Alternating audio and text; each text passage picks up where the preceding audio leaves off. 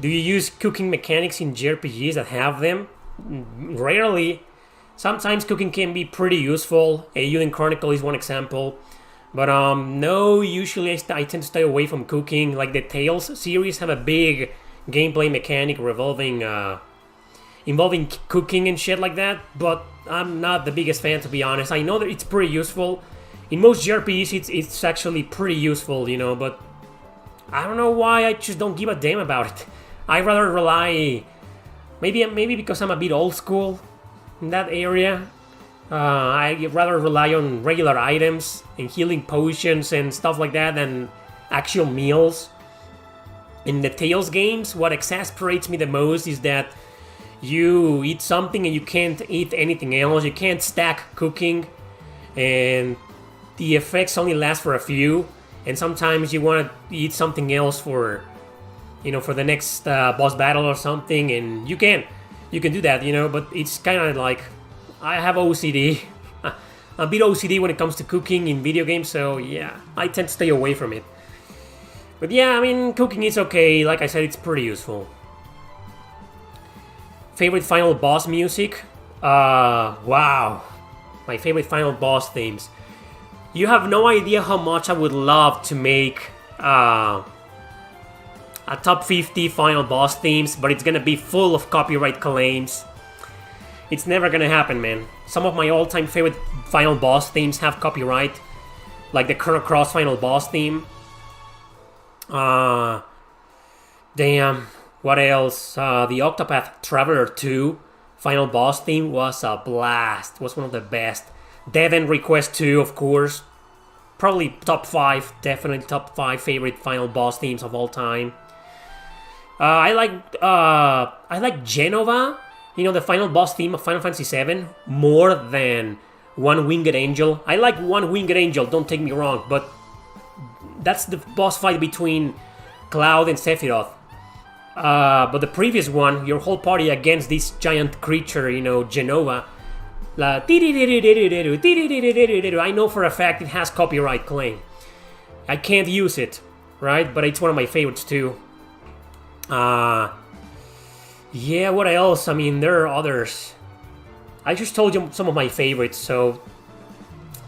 Oh, Shin Megami Tensei 4 Apocalypse. It's called Enemy of God. It's here in today's playlist. That's a really good one. I really like that one. Metacritic. Why would you get angry about Metacritic or IGN, man? Those guys suck. Those websites suck. Nowadays, they're a meme. They are there. They exist to make fun of them. Okay? Don't take them seriously. Why would you get mad? I mean, just laugh it out loud, man. LOL, LOL, the fuck out of that, man. I mean, it's just those websites suck. Everybody knows that nowadays, especially IGN. Oh my god. Love this fucking song, man.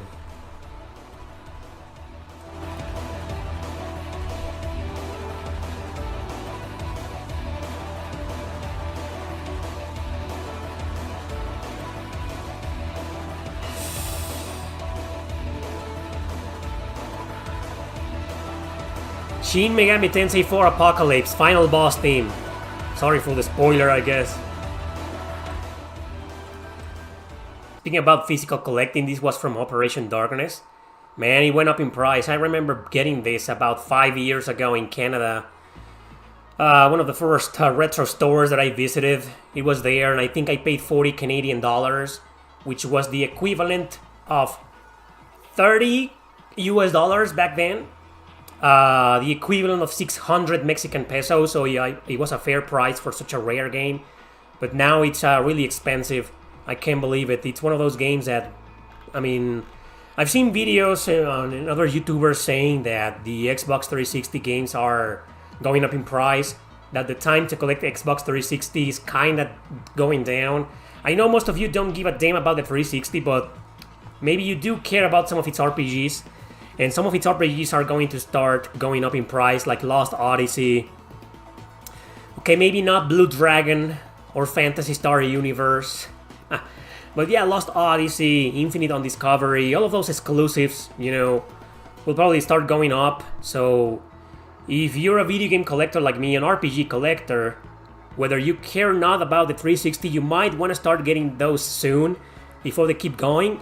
But some of them, I think it's a bit too late. Operation Darkness, while not a great game, still a good game, but full of problems.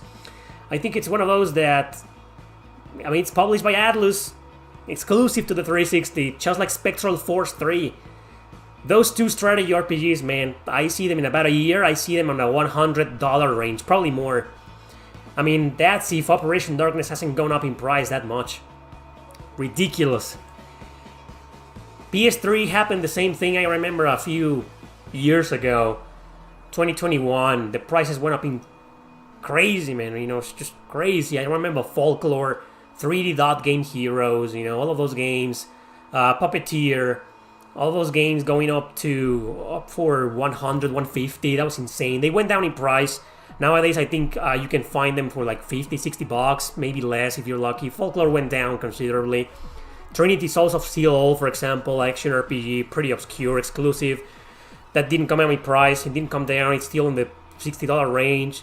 And I can tell you guys don't give a shit, so let's move on with your questions. There was a report on some gaming website this month that said that Sega is considering remaking Phantasy Star Online 1. I don't really give a shit.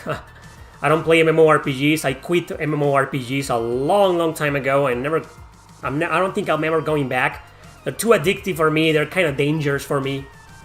Oh man, fuck them MMO. Bring back the single-player Phantasy Star games. Yes! Please, Sega! Phantasy Star 5, turn-based, a new saga. Ooh! Who the hell do I have to threaten or to pay for that to happen? Eric, do you also remember stages of your life, but what video game generation was current? Yeah. I remember when the PlayStation 1 came out, it was a big deal. I remember when the PS2 came out. I've been there since the NES. When I was born, the NES came out. Okay, so the first generation that happened when I was alive was the SNES. I was there when the Game Boy was launched. I was 4 years old, and the Game Boy was a sensation. A lot of people had it at school. Tiger Electronics. Anybody remember the Tiger Electronics? Those fucking useless, horrendous games. I had one. I had one at school. Bart versus the Mutants, and man, I have a lot of nostalgia. I know it's bad, but I have a lot of nostalgia for it. I wish I could get it back. One of these days, I'll get it back from my collection. But yeah. I've been there for a lot of generations, man. I'm getting old, almost 40 years old. YouTube needs to do something about this. A few years ago, it happened with the comments. A lot of AIs will go into the comment section. Most of you probably remember when this happened, right? They will go into the comment section and pretend to be us, the creators, the content creators. Remember that? That was fucking insane. And they're probably still doing that, right? I mean, I don't go to the comment section anymore, so I have no idea if these AI clones of us are still there, pretending to be us. But if they are, ignore them. I don't read the comments. I don't comment on my videos. So if you see someone with my username, it's not me. Okay? So, but yeah. It's terrible, man. It's a terrible situation. The AI slowly taking over the internet and changing everything and changing the narrative. Not just in politics, in everything. It's hurting everything. Do you think there will be a sequel to Monochrome Mobius based on the epilogue? I heard the game did not sell well, though. If it didn't sell well, probably not, but it's NIS America and it's Aqua Plus, and they don't really care that much about selling. So they do it passionately. They do it because they love doing this. Most of their games are freaking obscure now anyway. So yeah, I'm confident. Not confident, but I hope there will be a sequel to Monochrome Mobius. I think Monochrome Mobius is, well, actually, no. I take all of that back, and I'll tell you why. Because, no spoilers, but the events of Monochrome Mobius lead to the events of Mask of Deception. So that's the sequel. So no, I don't think there's gonna be a sequel to Monochrome Mobius. Maybe a prequel, or maybe another game in the series with the same name in a different part of the universe. Or Monochrome Mobius 2 will be a sequel to Mask of Truth, something like that. But a direct sequel to Monochrome Mobius makes no sense, because that's Mask of Deception, it already exists. Anyway, do you think Sony will reconsider its position on fan service if Stellar Blade gets a big success? Probably.